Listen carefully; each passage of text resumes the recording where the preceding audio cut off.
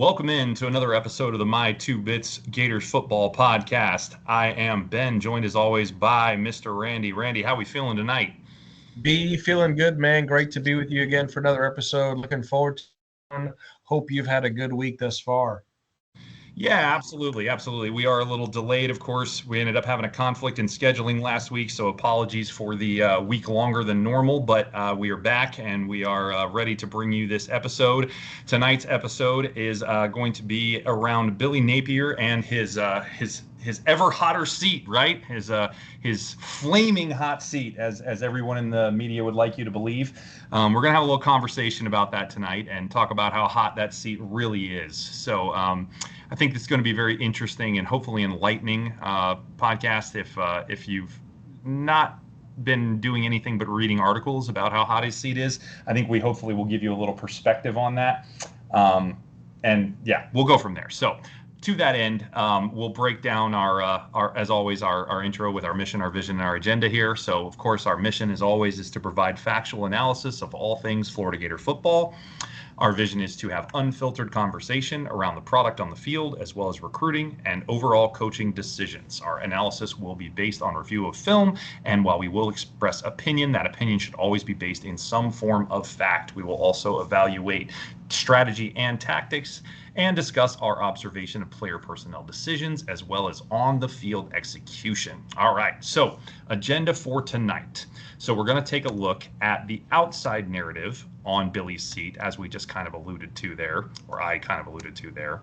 And then we'll also take a look at the inside narrative on Billy's seat, as best as we possibly can. Obviously, we're not on the inside, but we have some ability to discuss that really and kind of, look at some sources that are closer and examine some things that have been said or not been said there, as the case might be. And then we'll finally consider factors that we should look at besides just the win-loss record in regards to Billy's seat, right? Because that seems to be the predominant theme that's being looked at is the win-losses. And I think there's perhaps some other things we should be looking at too, and maybe that are being looked at. And then from there, we will wrap things up and move on. So, seems like a short agenda. Don't think it's going to end up being that short, but we'll move on from there. So first and foremost, excuse me, let's take a look at some outside narrative. So outside narrative in this case, we're going to look at some of these media references that we were talking about. So we'll kick things off. We've got a few articles that we've pulled. There are many, many, many to choose from, but these are some of the ones that we thought were most direct and most inflammatory, I guess I'll say, in regards to Napier and where things stand for him. So the first one I'm going to quote here is the article is titled "Top Quality Candidates to Replace Billy Napier at Florida If He Is Fired This Year." And I almost think they could have left out the "if" and replaced it with "after" based on how they wrote this.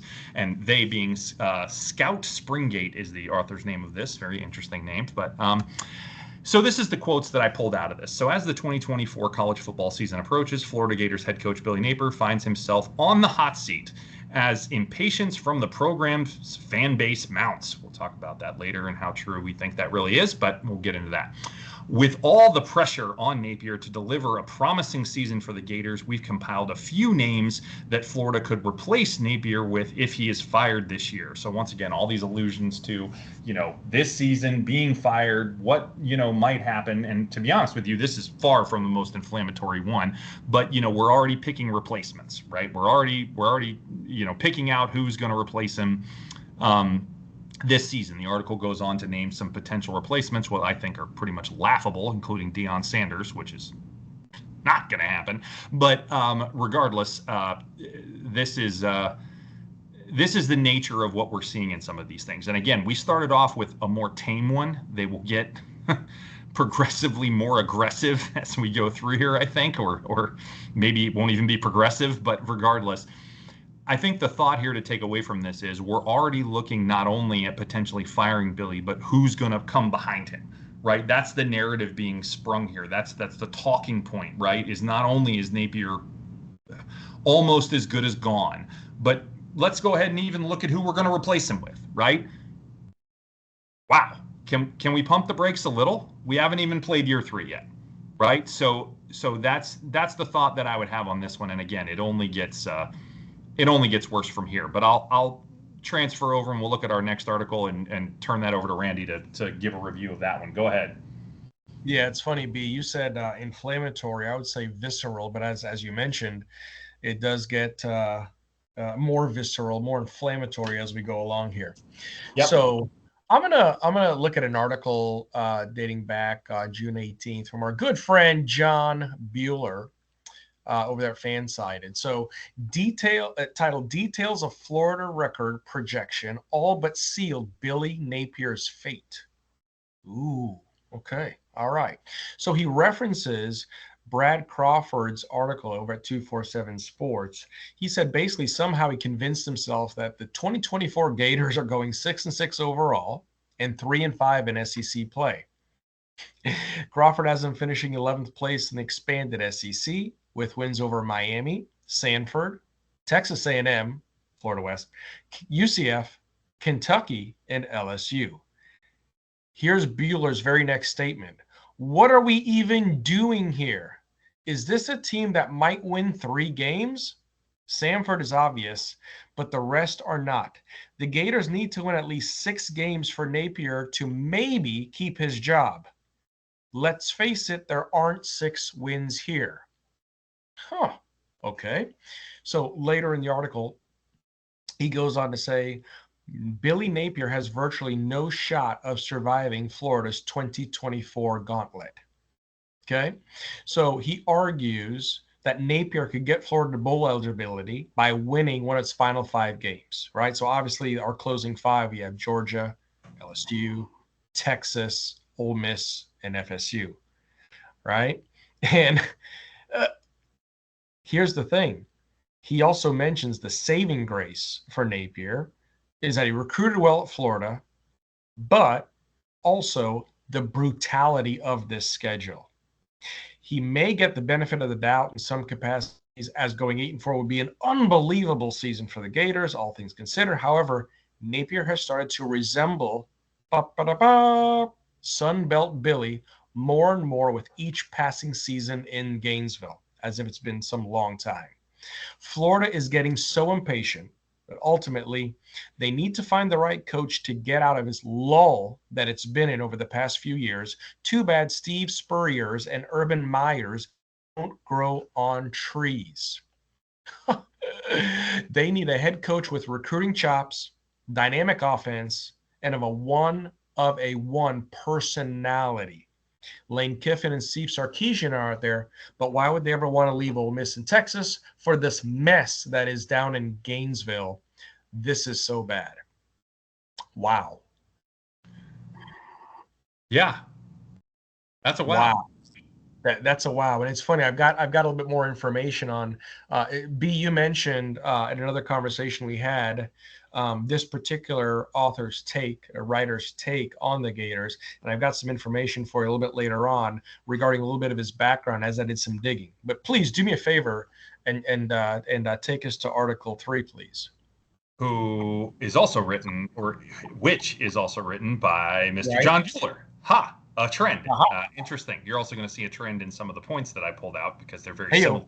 There's going to be a real lack of creativity going on here. So predicting, articles titled Predicting the First 5 College Football Head Coaches to Get Canned in 2024. I'll bet you never guess who was number 1. That's right. Billy Napier topped his list. A few quotes here for you. It feels like a dead-on-arrival type of season for good old Billy Napier. He has virtually no chance. I'll read that again. He has virtually no chance to keep his job at Florida. The Gators are not only a struggling SEC team, but they have the hardest schedule I have ever seen in my entire life. Now, that point he got right. That's the only point he got right, but he got that point right. Is 6-6 even a possibility with this slate? Where have I heard that before? Is this team even going to win 3? Where did I hear that before? Oh, interesting. Again, lack of creativity. Or new material anyway. I think there's a chance Napier could be done as early as another loss to Georgia in Jacksonville. Yeah. So, I didn't quote as much as you did in yours, but I think you can see the point getting across here. As you said, visceral is the right word. It's interesting that you did digging on this guy. I'm very interested to hear that because I did not do that. But what I'll say is, you made a point in your article that I wanted to comment on. This long lull of not having success. Now, as much as I have my issues with Mullen and a lot of the things that he did, does 4 seasons ago really constitute that long of a lull? I mean, don't get me wrong, it's not a short time ago, but it's not really that. I mean, it's within 5 years, it's within 4 years. And last I checked, we were SEC East champs and went to the SEC championship game and gave Alabama the closest run to winning that game that we have since 2009. Oh, okay.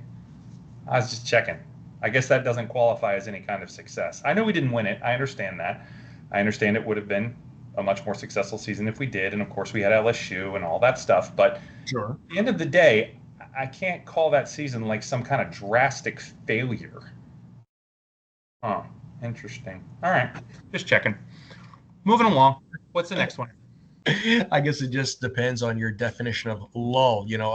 Unlike I've got a couple of volunteer fans listening to that. Now the volunteer fans, Tennessee faithful, for years after Fulmer, that was a lull. Let's that might be even considered the desert. How does Ole Miss define a lull? I'm just checking. Okay.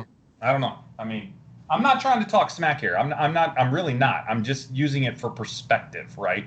And, that's all. Just for perspective. Nothing more. It's nothing against Ole Miss. It's nothing against Tennessee. Really, Nope. It's just perspective, right? So, anyway, go ahead. All right. Next article by Bueller. Interesting. Bueller. Yeah. Bueller. Okay. Go ahead. Nowhere to be found on July 9th. So, if not for an ungodly amount of buyout money, these college football head coaches might be gone. Top of the list, Miami Hurricanes head coach Mario Cristobal, in charge of the dumpster fire that is down there in Coral Gables, $62 million. Now, did he call it a dumpster fire, or did you? Oh no, I'm sorry. That's me. Okay. I'm just checking. Go ahead. That's fine. That's acceptable. I'm just checking. Fair enough. Number 2, Penn State Nittany Lions coach James Franklin at $56 million. Number 3, Iowa Hawkeyes head coach Kirk Ferentz at $36 million. Dave Aranda, Baylor Bears coach. Those of you might remember that name, Dave Aranda, a very successful coordinator over at LSU in a magical season, but he's at $20 million. He's actually number 5. So Billy, or as this writer would like to call him, Sunbelt Billy, comes in at number 4 with a $25.7 million buyout. So here's a couple interesting points regarding this article. He states, while I think there's a way Baylor could justify another losing season under Dave Aranda, the same principle cannot be applied to Billy Napier at Florida.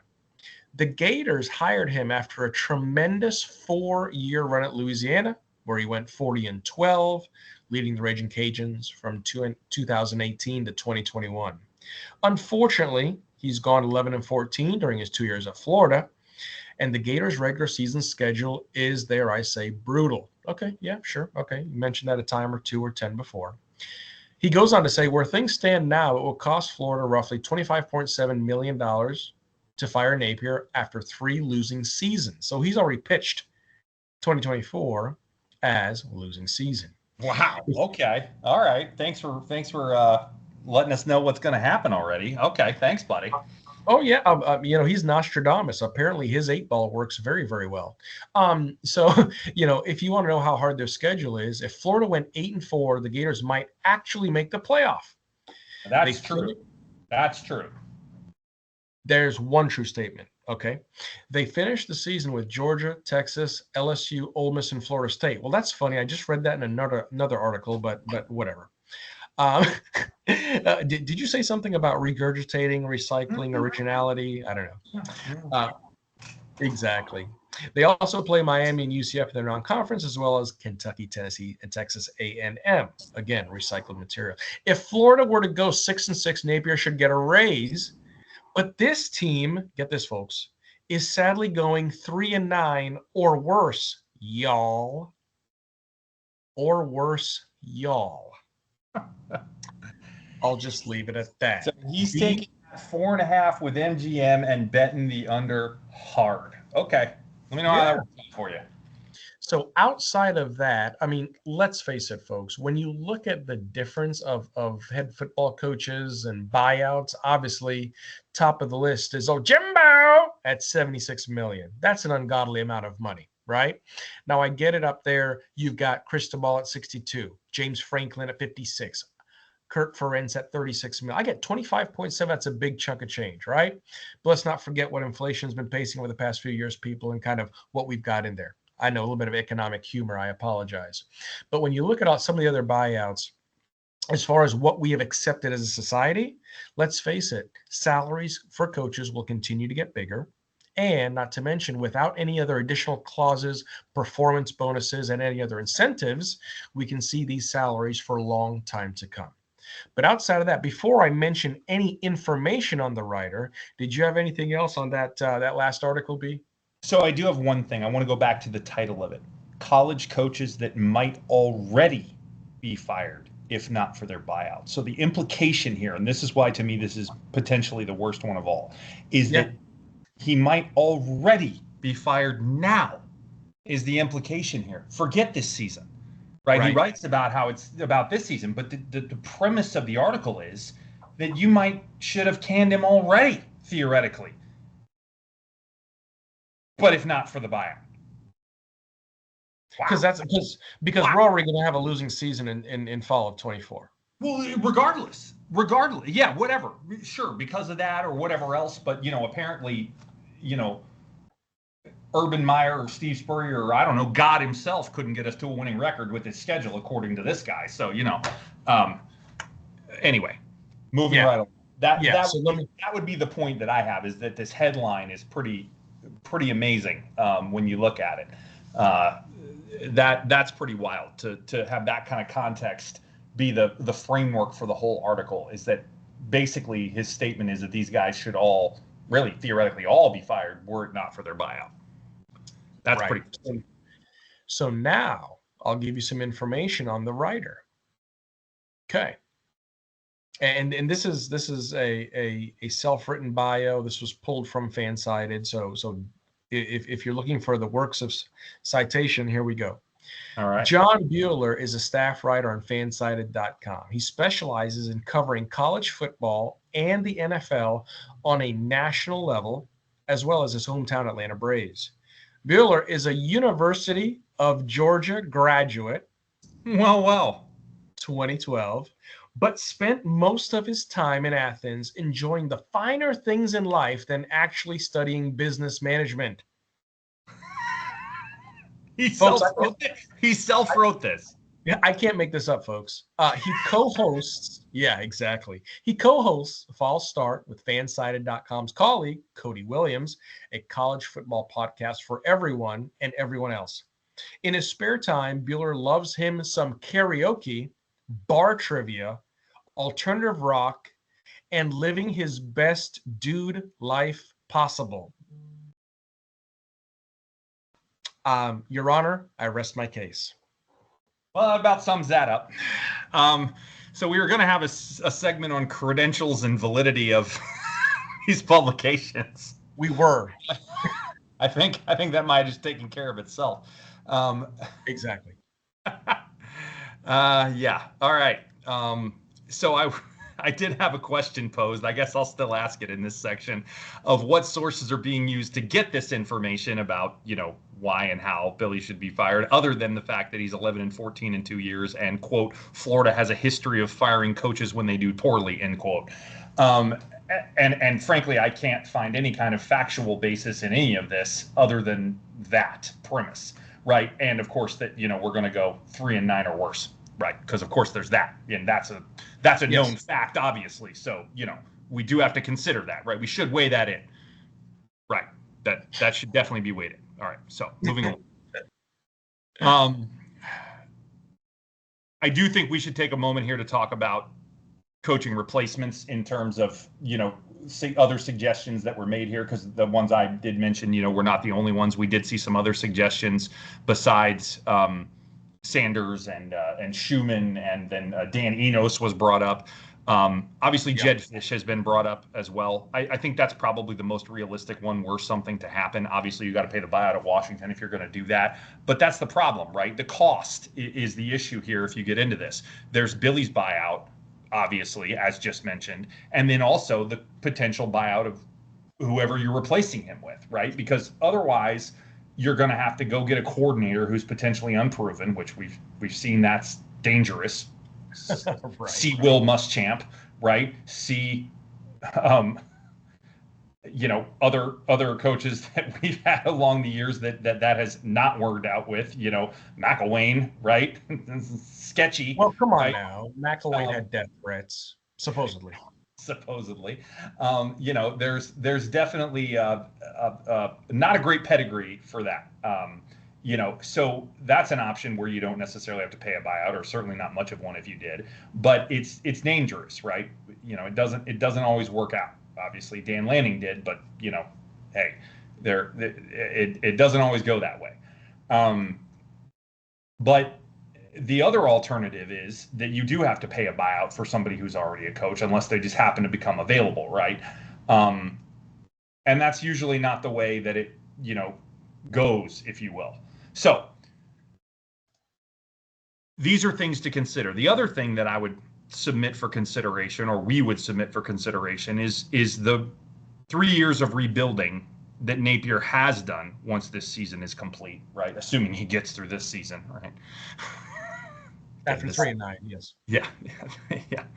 Gets a little laughable. Sorry, but is that it's to an extent it's out the window, right? I mean, now granted, the team I think would definitely be in a much better place than where Mullen left it, especially from a culture standpoint. But it's certainly a lot of work, and I mean a lot of work that you've let go if you decide to do that. Now, it doesn't mean that there couldn't be justification for that. And I want to make certain before we go any further here that neither Randy nor I is saying that we don't think it's impossible for Napier to get fired after this season, that we don't see any path to where that could happen, or that we even don't think that it necessarily should, depending on what occurs, for the record. I think that's really important to bring up at this stage in the conversation. We are not arguing that Napier should under no circumstances be fired, or that he won't be fired. We're not saying that. The point of this conversation and having is there is a ton of media, a ton of press, a ton of everything saying that the pressure is enormous, that nobody knows how he could possibly survive. How can he ever make it out of this gauntlet of a schedule? He must be doomed. His season and his career at Florida is over before it even starts this year. This is the narrative. And that's what we're challenging. Not that it couldn't happen. Not that they couldn't be right potentially, that it's far from a foregone conclusion. Those are my thoughts here. Anything you'd like to add on that point? First of all, great mention. Secondly, when Ben and I looked at this podcast and obviously doing it for fun and enjoyment and the release of frustration and endorphins, whatever you want to call it, this has forced us to do some really, deep research. And in doing that research, you learn a thing or two or 10, right? We know a thing or two because we've seen a thing or two. But the other thing that we've noticed as well, and B and I have had this conversation offline, is when you make a certain statement, when you deal in absolutes tend to get you in trouble. Because if you were to make absolutely, if you make a certain statement that's very inflammatory, very visceral, very one-sided, very extreme, and it doesn't happen, and you have, and if I might say, frankly, we see this a lot in mainstream media, in the sports scene. This what do you call it? Be a vacillation back and forth between different positions with a lot of talking heads, and that's one thing we didn't where it come from, but also when we look at the data, we look at the analytics, we look at the things that are written, but also looking at the things. And again, one can say it's only as good as the ink on the paper. That's fine. But at the end of the day, we need to be careful how we're positioning this, because if we come out and say, absolutely, Sunbelt Billy's here, this is what's going to happen. It's going to be third and long or third and rather short. The dump off, this is not going to go well. This and you make these certain statements, and let's say, for example, that there is a change. Let's just say there is a change in posture and the execution and all these other things happening because of all that we've seen in recruiting and coaching and the improvements there. Then what happened to what we said a while back? Now we're fair weather. Now we're now where do we actually stand on that position? So that's where we have to be very crucial here. I know, B and I have talked about that offline, but I think that's another great point of understanding when you speak in absolutes like that, whether it's just visceral hate because you're a Georgia fan. I get that, Mr. Bueller, but it tends to get you back you in a corner, but also can put you in some trouble there.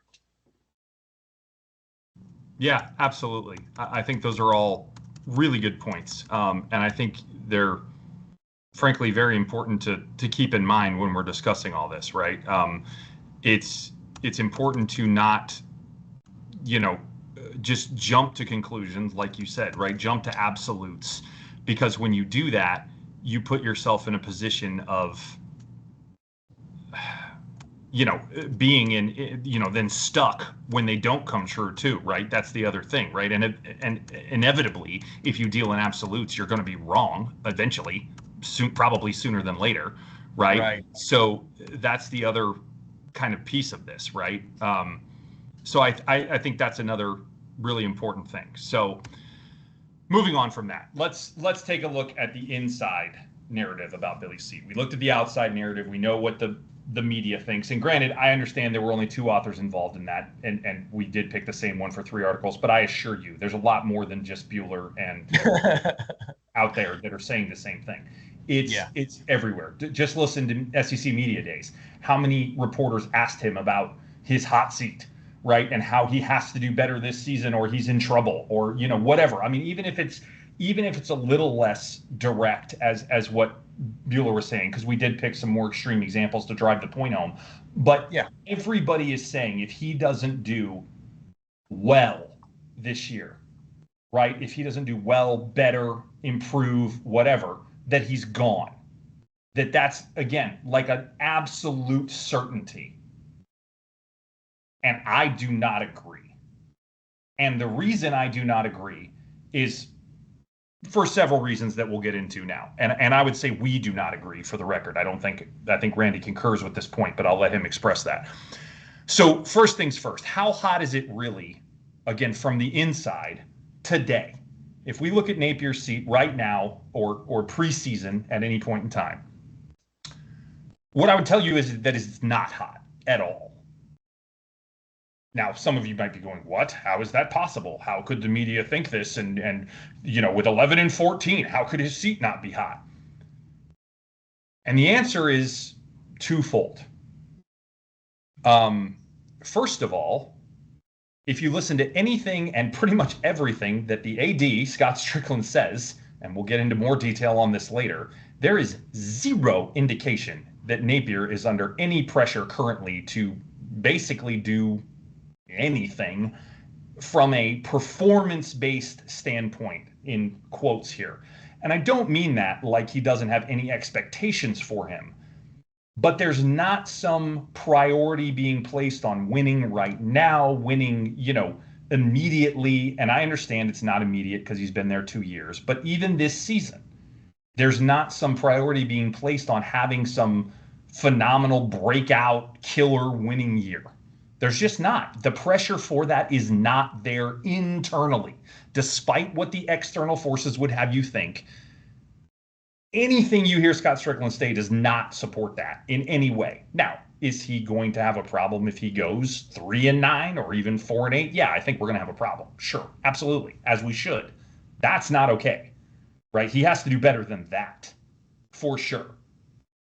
But I would argue that probably anything above that, including 5-7, because of the nature of this schedule, in fairness, is probably not going to be a deal breaker. Now, I can't give you a number. Nobody's going to give you a number. But I also think, as we're going to talk about later, that it's not all just about wins and losses as well.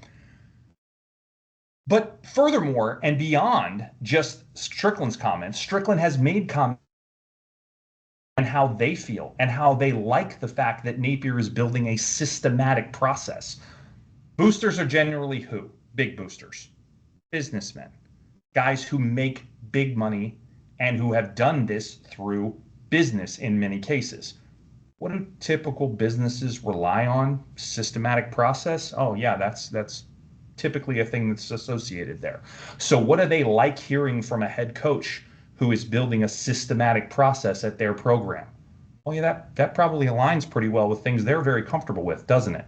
Now, granted, if over time, not 1 year, not 2 years, probably not even 3 years, unless it falls flat on its face, as I said, if over time you don't see progression of any kind in any way, then yeah, you cut bait. Sure, that's agreeable, acceptable.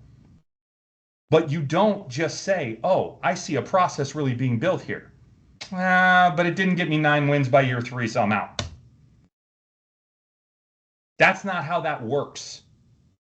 So there's a real thing to the fact that the internal pressure is just simply not there. If I were to rate Billy's seat internally from a heat factor standpoint, you could not get me to go above a 3 on a scale of 1 to 10 right now, and I'd be hard pressed to get there. That's my take on that. What are your thoughts on that point? Yeah, great points. I dig it. The thing that I look at regarding how hot the seat really is, I think of the word commodity, right? When you start treating things like a commodity, that's when you get into trouble, right? And so when you look at it from an agriculture and economic standpoint, right, you have a product, right, that can be bought, sold, right? It's used. When you look at it in the terms of people, right? People are a commodity. It's someone who's useful, someone who's valued, someone who provides a good bit of value in a situation. Here's the thing is when you start treating these positions like commodities, that typically would lead to more turnover. It leads to more instability. It leads to less fluidity. All of these things go hand in hand. And at the end of the day, one can argue everyone has a position in the system. Everyone plays is a cog in the wheel, right? No problem. But the other thing to understand is, especially when it comes to an AD and a coach's position, one can say, oh, well, of course the AD has his back. Of course the AD is going to say we support Billy. Of course the AD is going to throw support because it's his job as well. You know, there's the narrative out there that, well, you know, at the end of the day, no AD sticks around to fire 3 head coaches or whatever to hire 3 head coaches. Yeah, I keep hearing Thank that. you. I don't know. Thank you. To hire, right? So you've got that aspect of it. But let's face it, when you look at that and what they've tried to build, systems, processes. When systems and processes are, I feel like I'm listening to an episode of Shark Tank, right? Listening to Mr. Wonderful. When systems and processes are built, that's how you take your widget to market. That's how you can be rest assured that your widget can go to market. And if there's a system and a process around it, it's going to make that widget have the greatest probability to succeed. Will it take a year? Will it take 2 years? Will it take 3, 5? Who knows how long it will take? But are we showing progressive improvement on paper? Yes. And of course, a couple things that we're going to talk about later on when it comes to personnel, when it comes to coaching and support, when it comes to the overall infrastructure around. How hot is his seat? Who really knows? But at the end of the day, the harmony that exists between Scott Strickland and Billy Napier is good. And right now going into 24, and I love how some of Strickland's comments, we talked about this offline as well, regarding the fact that when Scott just says something to the effect of, I can't wait to see this team. Just watch. Just watch. And the other quote that I had from Strickland was that other article earlier this year from January out of the Sentinel, and it just basically said, "I believe in Billy. I believe in him as a person. I believe in him as a leader. I believe in him as a coach, and the way he evaluates people. I just believe in him. He's a guy who, if given enough time, he's going to be successful." The issue that I would regard as the biggest thing in that this whole equation is the T word, is time. So that's the other thing that I take from that a lot. But either way, some really good points there along the way, Pete. Yeah, absolutely. And the other thing I would bring up just quickly to close this piece of it out Yeah, is the other thing to keep in mind here is we talked about, if you jump back to episode 18, we talked about how we need to evaluate success this season, right? That 7-5 is absolutely a successful season this year, right? If you want to put it in wins and losses, right? sure. I think there's other things that you can measure for a successful season, right? But certainly if we're going to put it in wins and losses, 7-5 by all means is a successful season. And I think there's definitely an argument, depending on how it looks, that 6-6 could be as well, right? With this schedule, with the number of difficult games, difficult opponents that we have, if we look good in the losses, if we look like we've improved as a team, if we have better discipline on the field and better organizational tactics and better execution game in and game out, right, quarter in and quarter out, and we go 6-6 and we're right there in the mix in basically every game, I can see where 6-6 could be a successful 6-6. I mean, there's a version of 6-6 that doesn't look near as successful, but Yeah. I can see a version where it is. So depending on that, 7-5 for sure, pretty much almost regardless of how it looks, and 6-6 for sure. I'm sorry, not for sure, but there's a version of it that can look successful. If you want to break it down in wins and losses, those records, they're going to get it this year, right? And to the point, I'll even give Bueller a little credit here. He even mentioned that. He said he thinks 6-6 gets it done. He just doesn't think we can do that. Well, Right. But at the end of the day, I think that's true.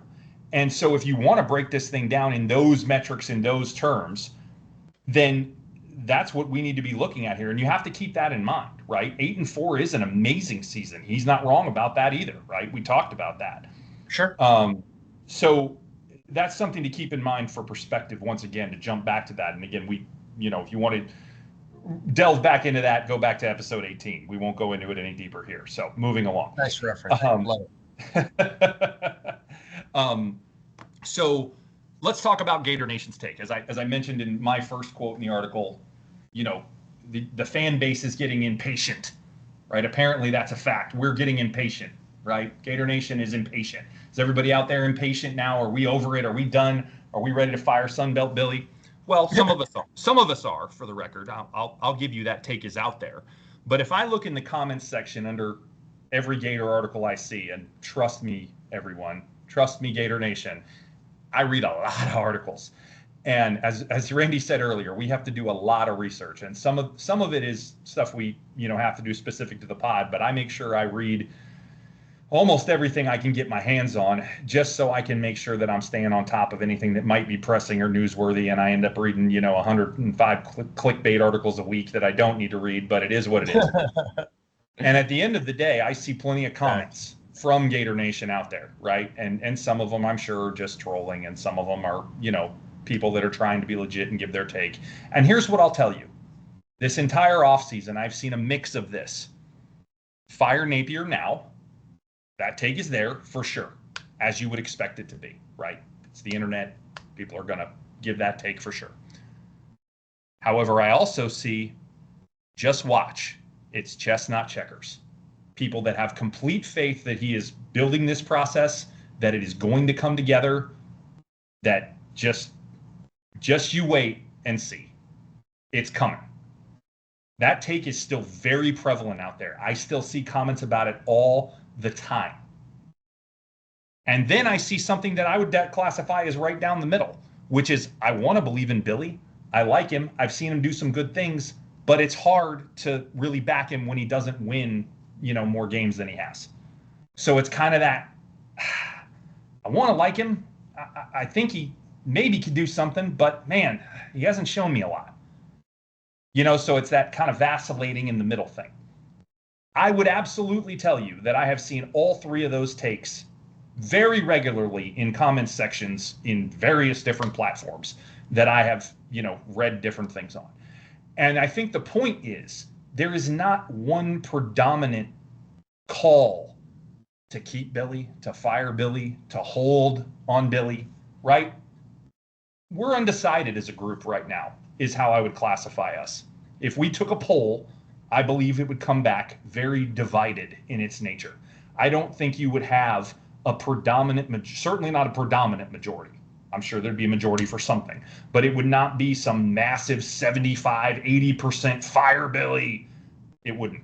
I would be shocked if it was based on what I see. I can't say that, and let's not deal in absolutes, right? I don't have the poll. I haven't taken the survey, right? So you said it earlier, don't deal in absolutes. So I can't say that. But based on what I have seen, I would be surprised if it did. So that's what I got there. What have you run into and seen and read out there? I think that's a great way. Literally in my notes, I have this could go 3 different ways. And that's just it, right? We need to get rid of Billy now. Fisher cut bait, right? We need to get rid of Billy now. It's going to be Sunbelt Billy. Sunbelt Billy shows his true colors. Raging Cajun Billy. Okay, fine. He can't win. He can't win in the SEC. He can't coach. He does not have a good game plan, does not have a good scheme, doesn't have a rhythm for the offense and the execution outside of the timing of the play call. So there's that. The other thing, right? Number 2, as you mentioned. Hang on now. Look at what happened with recruiting. Look at what happened with Lagway. Look at what happened with another piece of the puzzle when we look at the overall, something we'll refer later on, but is this blue chip factor, right? Mm-hmm. And so, okay, so we're approaching, we're trying to narrow the talent gap. Okay, we have created systems and accountability regarding the staff. Oh, interesting. Okay, and wait a minute, there's this palpable excitement, like, oh my gosh, can this be? Can this really be? And I don't think we've had that in a little while. Really not. The third is certainly not about the roster. I'll say that. Good point. Fair point. Fair. I'll take that. And then you have the other. Well, he's a great guy. He does the right things. He says the right things. Oh, by the way, is this a good time to comment regarding the dismissal of the lawsuit and the request for the dismissal because certain evidence has not been brought forward? Oh, anyway, sorry. Oh, interesting. Go figure, huh? Smoking gun looks like was never even lit to begin with. So he says the right things. He does the right things.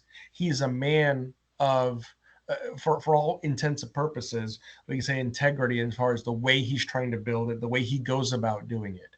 We've heard of these things, but again, results on the field, and that's why I think you mentioned earlier, B, when it comes to this coming year and what 6-6 looks like, there could be 2 outcomes to 6-6. There really can be. I see it as well. Yeah. And so, absolutely. Which one will it be? Well, stay tuned, Gator fans. No, but those are the 3 dares I think are collective out there. And playing devil's advocate, not Al Pacino, by the way, great movie. But we just can't really get a fix, and that's okay on where we go. It is a tri-split road, and there's a number of outcomes that could happen this fall. And the only thing, and that's why we focus so much on the numbers and the stats and the recruiting and some of the other data that goes into this beast. So great points. Yeah, absolutely. And the last thing I will say just really quickly before we move on to some other factors to consider is one other thing that Strickland did mention recently in an interview that he did is that season ticket sales are up significantly this year over last year. Just interesting. So there's obviously a greater interest in the team year over year.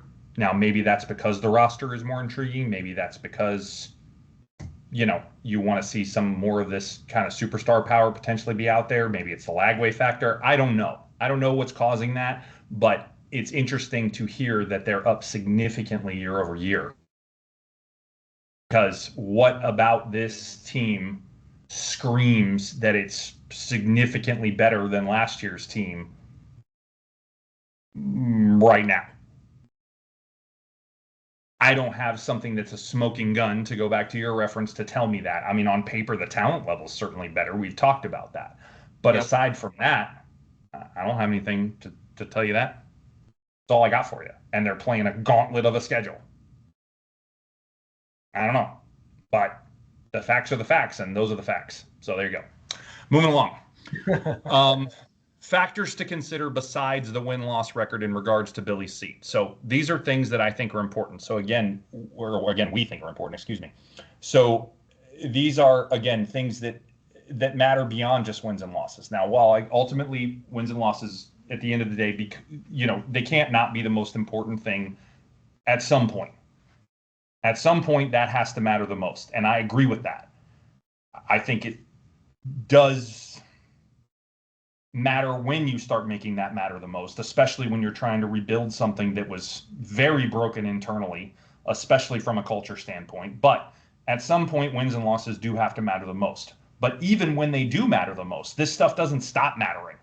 This stuff doesn't mean nothing, because I would argue that these things that we're about to talk about help get you to wins and losses. They help contribute to wins and losses, and that without them, you're not going to have more wins than losses. So they're really important factors to consider.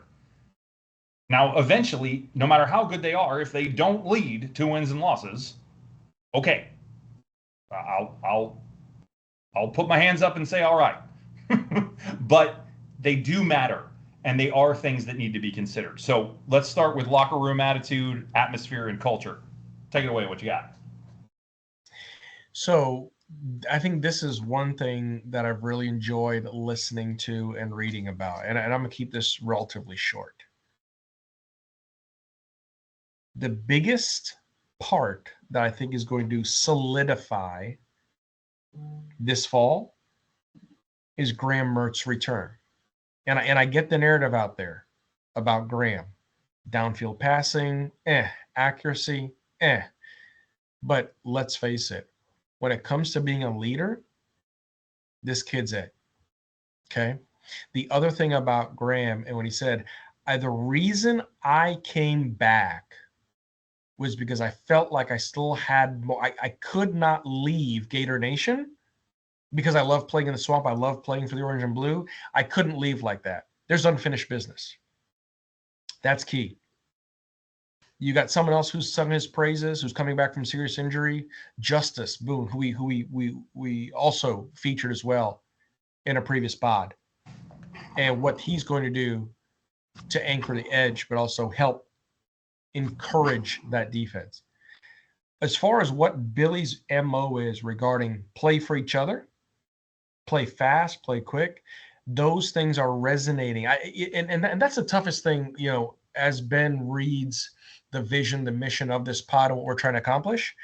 Billy, the hardest thing about the CEO of an organization, and let's face it, Billy is a CEO. He has to get the people in the organization to buy into the mission, the vision. There's a formula. As we talked about, there's processes, there's systems. You have to get every single person in the organization on the same page to buy in for things to have a shot at success. And it's taken some time. And so to Ben's point, once those things have happened, and the other thing too that we haven't mentioned in a while is when you look at the amount of player personnel left over from Mullen, it's probably around 10 or 12. That's it. So it is Billy's team. It is Billy's staff. It is Billy's guys that he's been able to echo and speak to. Huge. the culture that they've been able to create by the different things that they do within Gatormade and what they're doing to develop young men, business acumen, not just the athlete, get them ready for the draft. Yeah, that's fine too. But what they're also trying to do to develop them as people, as men, as fathers, as future leaders. Those things that within Gatormade are priceless. And so outside of that, and the other things that that I think that these players are feeling amongst each other, and the potential of what could be, and the ability to go out there and play for each other and have a more united team, have a more cohesive team. Those are the things that, and you can tell the tone of my voice going up here. Those are the things that's really, as Ben mentioned earlier, we're going to see on the field. And do those things equate to the end result, which is wins and losses? TBD, B. TBD. Yeah, love it. Love it. Really do. So I have 3 short and sweet points here. Number 1, record number of academic honor roll players, which included, of course, walk-ons, of 121. That's almost everybody. That's crazy. 121 players on the academic honor roll this spring. Wow. That speaks volumes about what you're making important as a part of your program. Number 1. Number 2, Billy made repeated comments at his press conference last week at Media Days about the participation factor in not off-season, but uncoached player, volunteer. All these things are in air quotes, by the way. But they really are. They're player-driven, player organized workouts, and the participation numbers: 70 on a Saturday, 50 something on a Sunday in the weight room, lifting of their own accord. Okay, it's pretty impressive. And the last point that I will make is this offseason, we have heard about one thing, which was the Micah Burrow incident, the speeding ticket in Georgia. What is it about speeding in Georgia? I don't know. You just can't slow down. Oh, my gosh. Anyway. And otherwise, there's literally been nothing. And when I mean otherwise, I'm struggling to remember another issue with a single player since Napier's been there. Maybe there's been one. I'm sure there may have been. I'm not going to say that there hasn't definitively, but I can't think of one. There are no problems. There are no player incidents. There are no issues. Now, again, I'm not going to say there can't be. I'm not going to say that's never going to happen. But holy cow, as a fan of this program for the last 20 years, boy, is that refreshing. And beyond, for the record. I'm just speaking about the last 20 years. Boy, is that refreshing. Is it nice to not have half the team, not in trouble? Sure is for me. So that's all I have as far as locker room attitude, atmosphere, and culture. But I think that says a whole lot. It does. Great points. And for the record, if Micah was wearing red, white, and black, he would not have been cited. Just saying. I mean, clearly he wouldn't, based on what ETN got away with. But we'll move on from there. Yeah, move on. The only other thing I can think of, B, was just AR with that big speeding ticket doing a very high number down Newberry Road a few years back. But that's outside of that, really. I mean, compared to what we saw earlier, in the 2000s, no. Yeah, no, exactly. I mean, it doesn't even hold a candle. You're right, though. No. That's a good point. That was one. You're right. And at some point, you're just going to chalk that up to youth, right? I mean, that's stuff like that is going to happen. You're just not going to get rid of all of it. I mean, I will reserve all comments about things that may or may not have transpired in my youth, and we'll move right along. So, wait, they're kids? What? So the next point here would be the roster talent. And we've mentioned this a little already, people being a little more excited about the roster. You alluded to this stat earlier, and the narrowing of the gap here. So fun little stat for you. CBS Sports came out with a stat. Now, in fairness, we could not validate what recruiting service they were using for this stat. So I cannot tell you if this is coming from Rivals, 247 on 3. I don't know. They did not. We looked, we researched, both Randy and I did, and we could not find the source they were citing for this. I don't know if it's the composite. We don't know where this is coming from. However, regardless, they're grading every team on the same scale.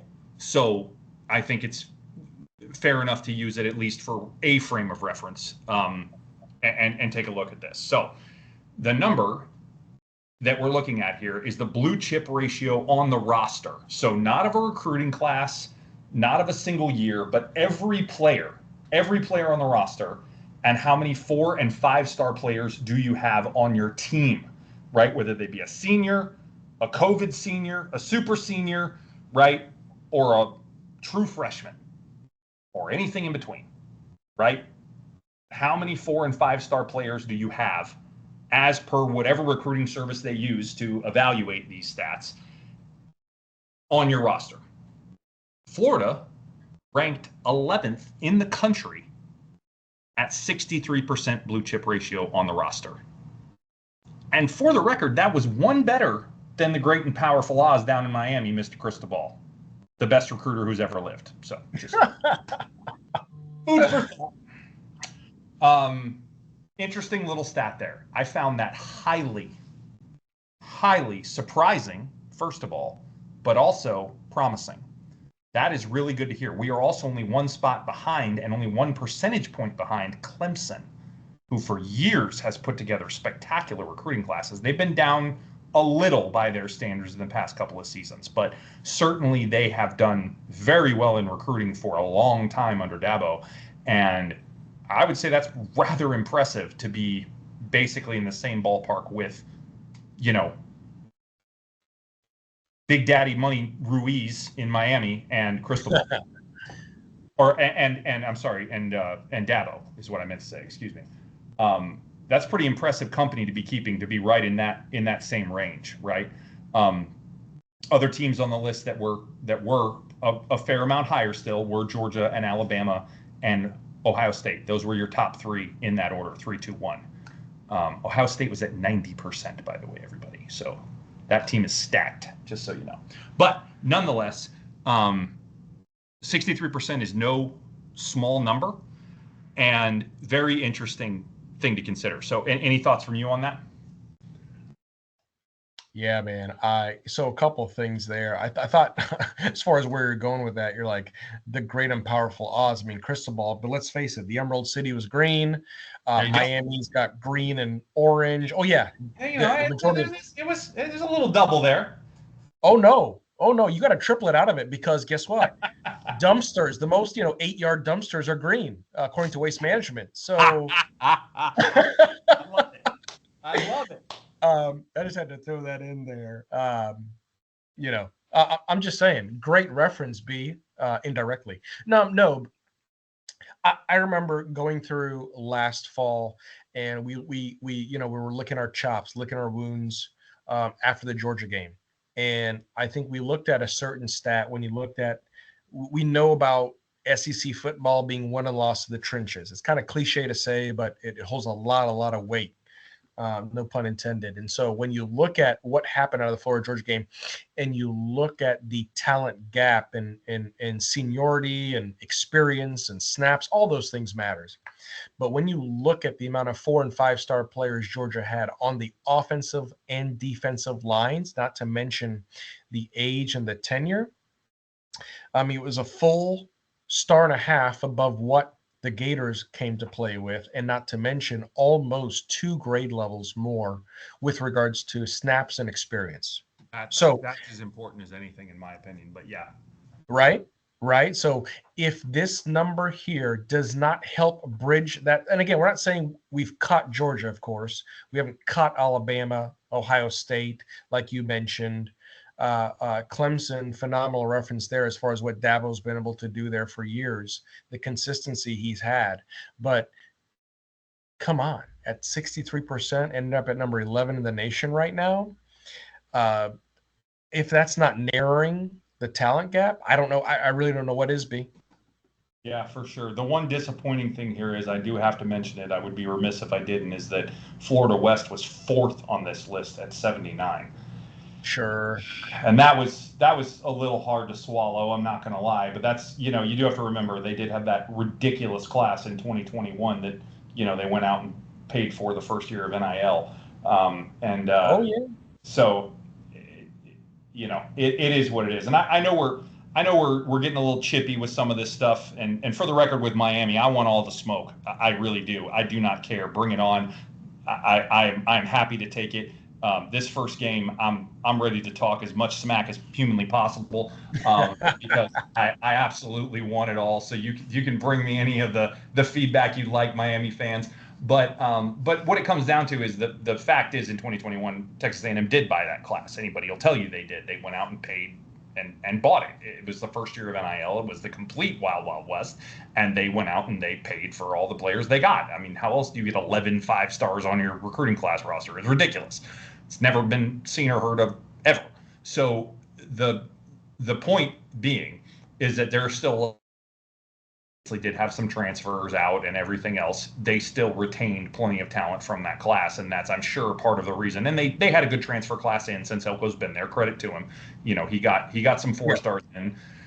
I would have to say that 2 of his 4-stars he did get in were, Jalen, who I respect and think is a good player for the most part, and then Scooby, who's technically a 4-star somehow. I don't know how. 4-star plays like a 2-star, but whatever. And so that has to be factored in though too. So at the end of the day, it is one I did have to mention that was on this list pretty high, and frankly higher than I thought they would have been, considering all the transfers they've had and things of that nature. But hey, they're still pretty high up there. So and looking at that team the last couple of years and having that high blue chip ratio, obviously it doesn't necessarily guarantee success. So it is something to keep in mind. Moving along. Coaches are getting feedback and having more accountability put on them. So this is a really, really important point, and this is one that you brought up. So I'll let you take it first. Go ahead, fire away. Yeah, I just, we mentioned in an earlier pod what this means as far as, Big Papa Ron coming in here, right? So he came in from Auburn, and so as far as, so what does he do? Is Double A, is our Energizer Bunny going to be relegated to another position? No, not at all. It's going to be really important for Big Papa Ron to come in and really solidify. That's why he's going to be the co-defensive coordinator, and he's also the executive head coach. I think that's key. Co-defensive coordinator, executive head coach. And for those of you who don't know, the other good thing about that relationship is the fact that Austin Armstrong, even when Ron was at Auburn and when they were separated, they spoke almost every day. Armstrong looks at him as a father figure. And for the most of us, I'm not going to speak for all of us, but for the most of us, if we have a father figure in our lives, the last thing we want to do is disappoint. We want to excel. We want to do our best for that father figure. So anyways, I think that's just phenomenal. The systems built, okay, when you look at what's happening, and again, we don't know, folks. We know that Russ Callaway's responsibilities as co-offensive coordinator elevates him in the play scheme. How? Great. We don't know. We just know that it has, right? So with all the other things happening with Rob Sale, co-offensive coordinator on the O-line, we know what's going to happen. We know what Jabbar is doing with the running backs. We know what Gerald has done to come in and fire up this defensive line, right? Will Harris, what he's done to come in for the secondary, which arguably, I'm not sure if B can speak to this, but had the biggest area of opportunity. All of these things happening has given Billy more time to give the proper feedback, as a CEO should, to have the people on the right seat, in the right part of the bus, leading that bus. And it's going to help with the performance, but not to mention, it's also going to help Coach Napier in the sense that he's betting on himself, right? So even though Russ has been elevated, guess what? The offense still falls on Billy's shoulders. So with all those other systems built, he now can narrow his periphery to say, you know what, this is taken care of, this is taken care of, check, check, check, check, check, check. Guess what? Now it's time to go out and map out what I really believe that this offense can be, because I have my guys, I have the system. Now it's just a matter of HLE, high level execution. That's it, B. Yeah, I think that's really the point. I think the only thing I would say to add to that is clearly at the end of last season, you saw that there was call it a culture misfit, call it a personality conflict. I don't know what you want to call it, but there were a couple coaches on this staff that didn't fit with the other coaches on this staff. And maybe part of it was a coaching execution problem. Maybe it was just personality, as I said. But at the end of the day, I think clearly from everything we're hearing, everything that we've gotten wind of from inside the program, which granted we don't have, like direct lines, but every little tidbit I'm picking up and hearing and getting from where we can get that stuff is that this group of coaches is way more aligned. We do not have those personality conflicts. We do not have butting heads. We do not have disagreements about who should do what, when, or where. And this is working way more in sync than it was last season as far as that piece of it goes.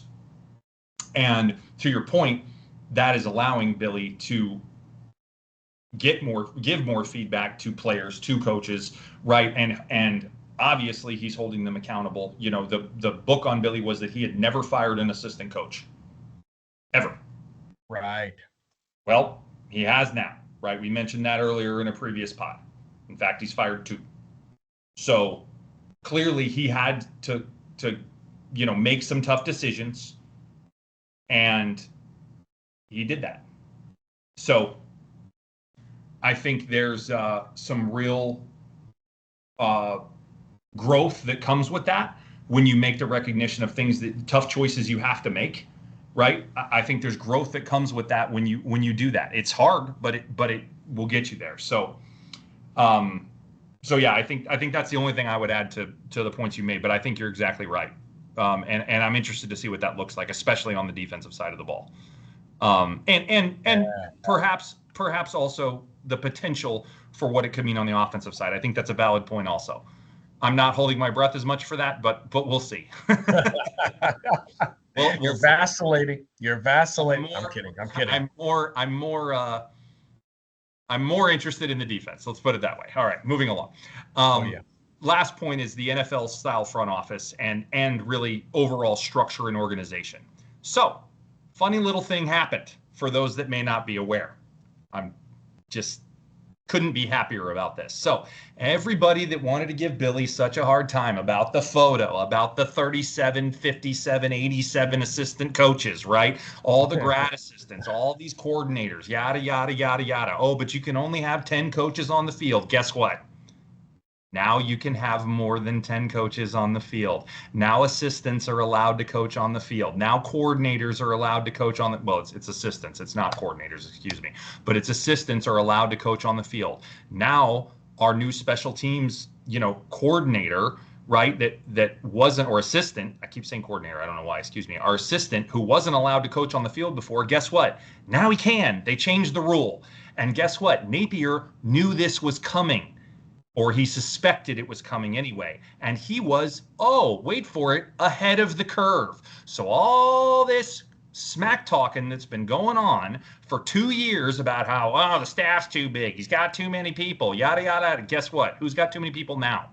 Who looks smart now instead of looking like he was, building an organization from 10 years ago that would have been cool, but now it doesn't mean anything. Now it's too big. Now he doesn't need all these people. Frankly, kind of putting a little mud in Spurrier's eye, as much as I'm sorry to say, but that's not a dig at Steve. Just let's be clear.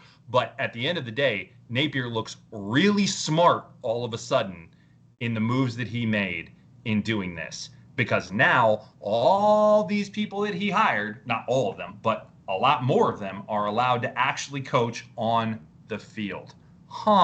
Interesting. How about that? In addition to that, we'll also make the point that, of course, he hired the chief of staff, Mark Robinson, to make this more of an NFL style office, and be the coordinator of football operations. So really interesting, really cool change of the rule here that has really played right into Napier's hand. And again, he looks like the smartest guy in the room right now. So I'm very pleased to be able to say that. And when I learned that, I was like, wow, that's some pretty cool stuff. So what are your thoughts on that? It is. You're 100% correct. I remember the memes. I remember everything going about, hey, look, the Gators have more coaches and support staff than players, And the other thing that I think that is going to show through here is the foresight. So everyone knows the phrase hindsight is 2020, right? Sure, no problem. But the foresight that he had to just stack up, and maybe that's where some of the famous phrase comes into play: scared money don't make money, right? When you look at Scott Strickland, who basically agreed to allocating somewhere in the vicinity, I don't remember exactly, but somewhere in the vicinity of $62 million to the overhaul of this program, which is huge. Yeah, so, I know it's the highest salary for staffing, or the highest budget for staffing that we've ever had in the football program. Right? I do know that for sure. Exactly. And to that end, I love the fact that everyone's on the same page. Everyone understands their function, their value, their worth in this system, especially with the addition that we just got back in Joe Hamilton. Those of you who don't know, Joe Hamilton left for Texas A&M in February, right? Just 5 months ago. Guess what? He's returning to Florida as its director of scouting, right? Joe Hamilton was instrumental in that 2024 class, especially when it came to Mr. Lagway, because of Joe's ties to Texas football. Yeah, it's a great call out. That's huge news. Yeah. It does nothing but help us, and also it's solidified. And here's the thing: when you look at players, right? We hear it more so in the game of basketball because of how basketball is the format with 5 players per team, but the same thing exists in football, and even more crucially on the O-line and D-line, and that is chemistry, that is cohesion. The same thing exists when it comes to a coaching staff, and what Napier's vision was to build this in more of a family style and an executive style system to have the right pieces in place. So the other thing that I think that has to be mentioned here is timing. We mentioned it several times, no pun intended, in this pod, but timing was so key. And so the other thing that's tough to say in visceral comments or in absolute comments is he's got to go. And this is key, especially in business, when you say, hey, here's the problem, fine. Thanks for stating the problem. Give me a solution, or give me a set of solutions. Well, I'm sorry, I don't have them. Well, why are we so quick to point at the problem if we're not willing to think ahead, and we're not willing to problem solve and use critical thinking to come up with a solution or a set of solutions that we could either head down the road with or kick the can down the road with? And this is what's so crucial with this whole stuff. And candidly, you talk about you mentioned earlier, especially against Miami, you want the smoke? You're going to get it, because guess what? It's all coming from that dumpster fire. I love it. Keep it coming. Yeah, man. I think it's really key too, because folks, I really, in my old age now, older age, I don't think I don't believe in coincidences much anymore. I'm going to reference a quote back from Scott Strickland back in 2019. And that was Scott Strickland back then on Twitter, when it was called Twitter before X, but he put a post out. Attention ADs from the ACC, Big 10, Big 12, Pac-12.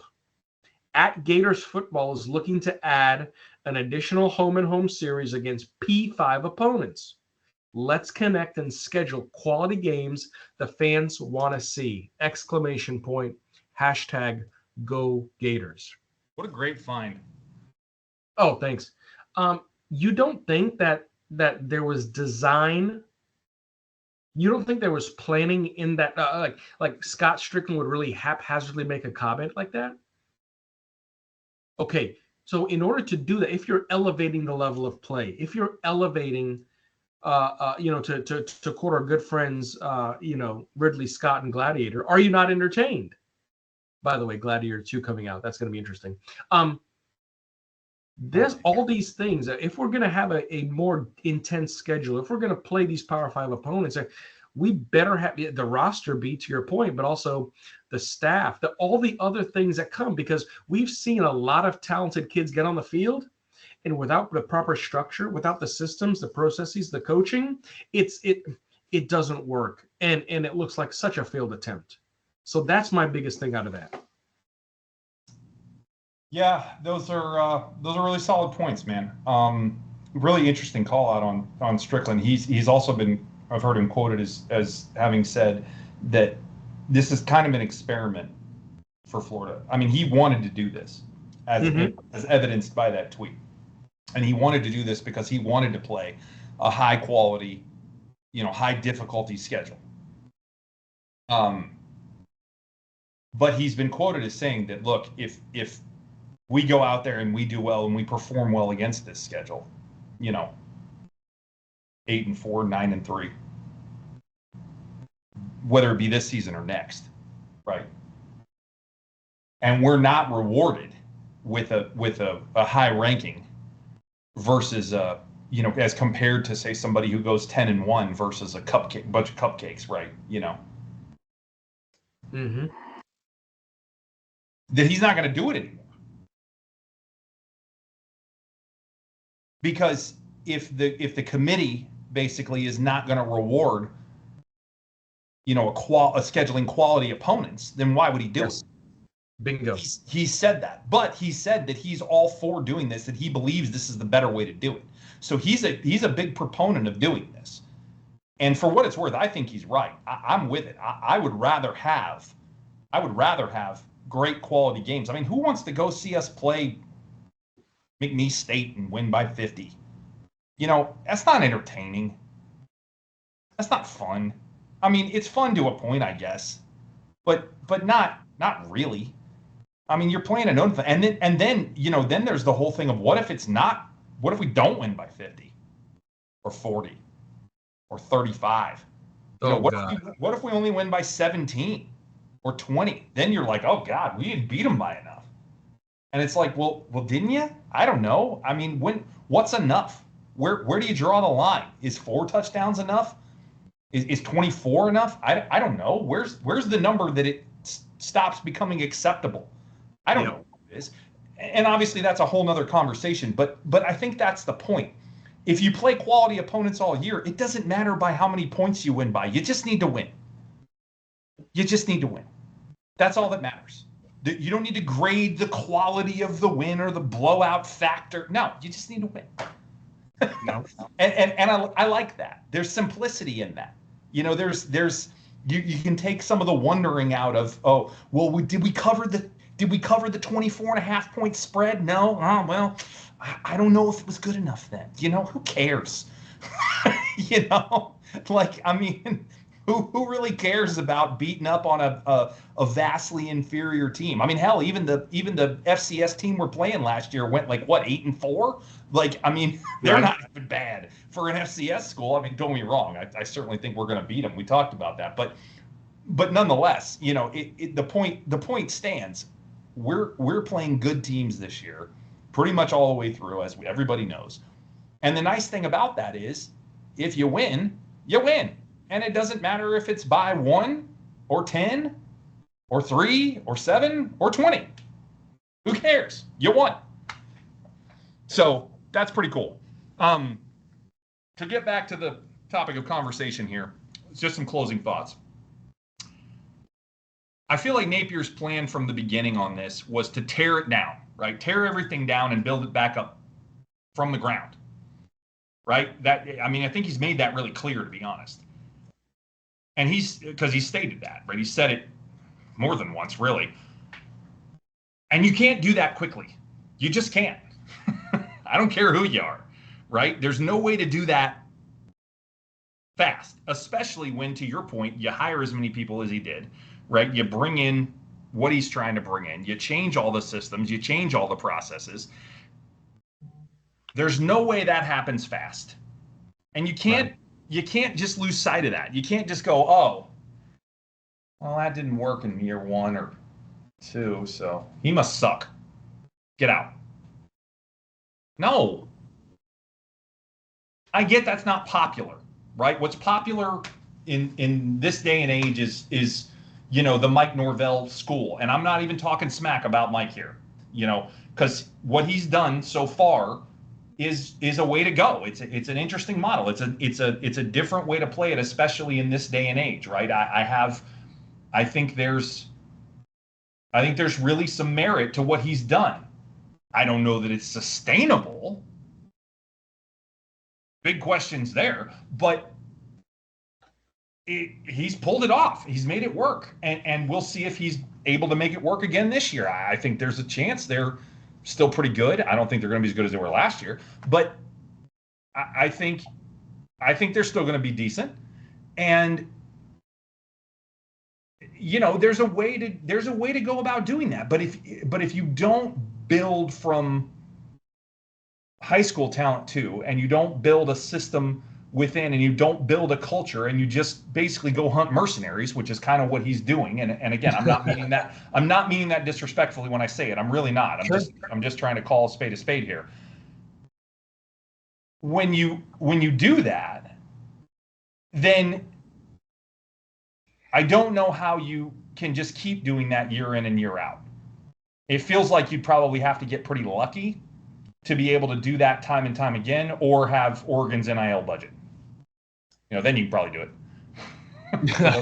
For those that don't know, Phil Knight just said Oregon has a blank check for NIL, that he will pay any amount of money he needs to buy them a championship.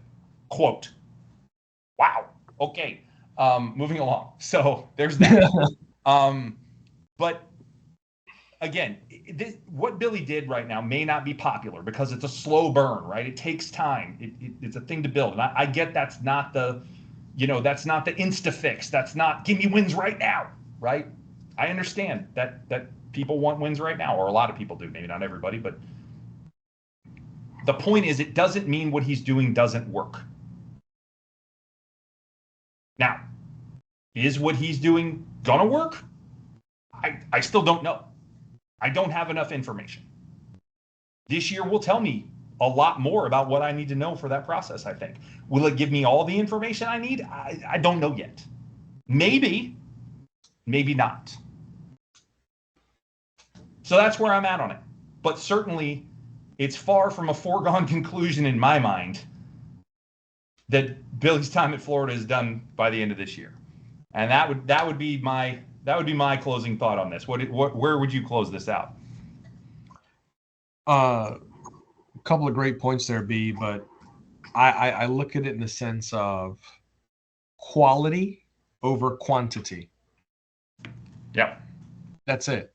And quality opponent, to go back to Strickland's quote and the schedule, quality opponent, quality win.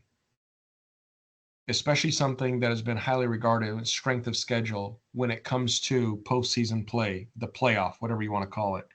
We've seen the talent gap over the years and why the SEC has risen to the cream of the crop when it comes to its gap on other conferences. Again, as we know, with the blue chip stats, Ohio State #1 this year. Okay, fine, no problem.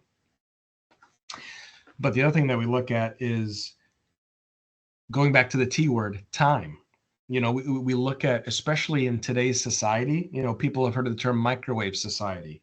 I'll get a little bit more hip and talk about the called the air fryer society, right?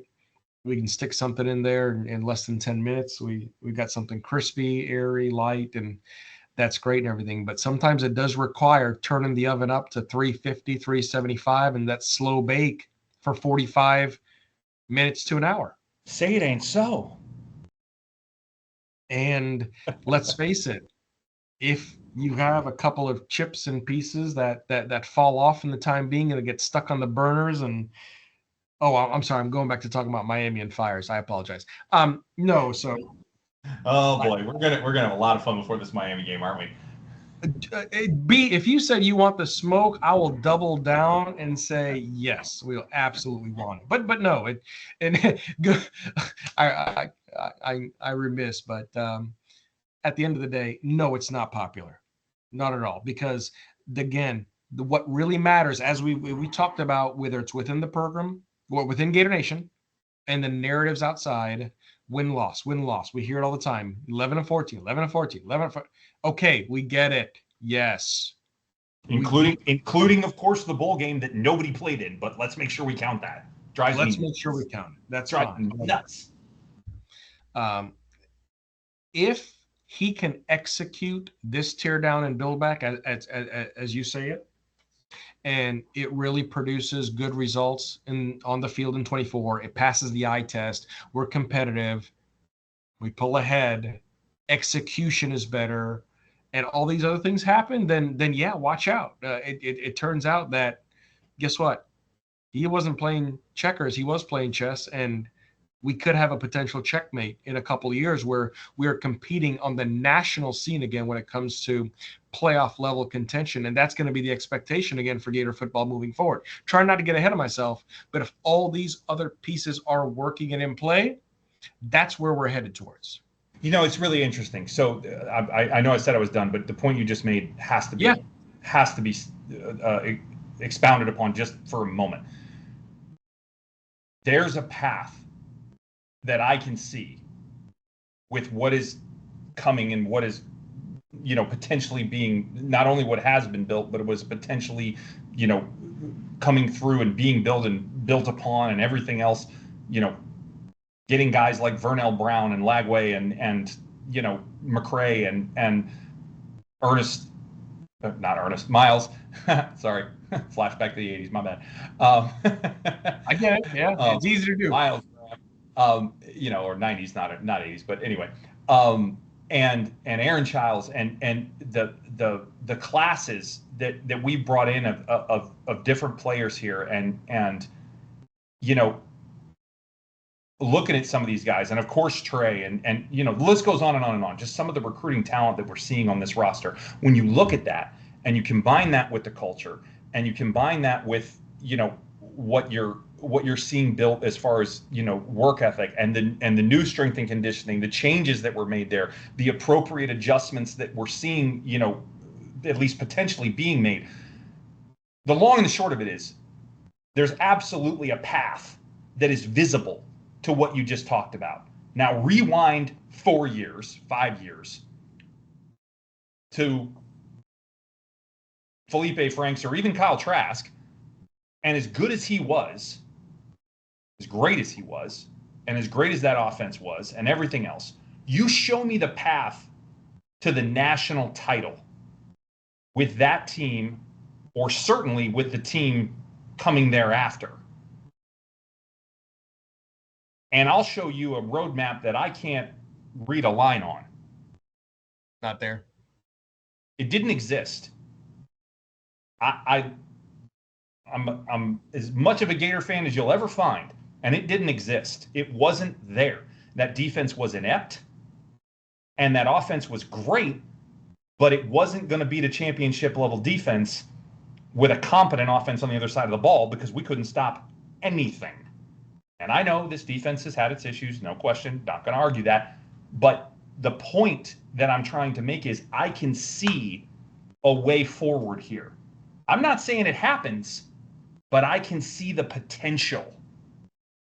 There was a ceiling on the potential of the Mullen teams. There was certainly a ceiling on the potential of the McElwain teams, and there was certainly a ceiling on the potential of the Muschamp teams.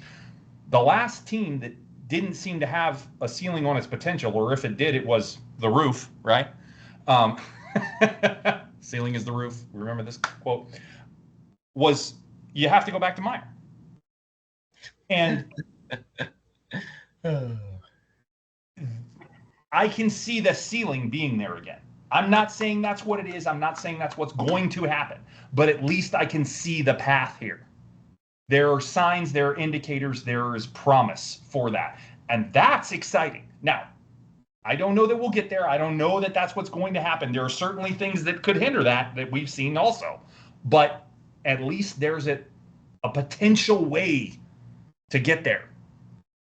There's a road we could take. I don't know if we'll take it, but we could. And that is why I feel like we're still potentially going down the right direction with Billy. But again, still got more to learn, still got more to see, and time will tell. And this season will tell a lot. But I digress, and that's enough for that. So in 2 weeks, we will have our next pod, not 3, because obviously this one was delayed a week. And we will be going into things we are looking forward to in this upcoming season and things we are concerned about in this upcoming season. So it should be fun. I'm just going to talk through about probably 5 points each on each. That ought to more than fill the time. But and we may not end up doing 5. We may cut that down a little bit, but I think that'll be okay. That's what we're looking at right now. So that's what we'll be going through in a couple of weeks here, discussing. And then 3 weeks after that, we will have a season preview the week before the smoke game. So looking forward to that very much. And yeah, with that, why don't you sign us off there, Mr. Randy? Yeah, man. Awesome conversation. Well, wherever you are, wherever you may be listening, thank you for taking the time, and we will see you around Gator Nation.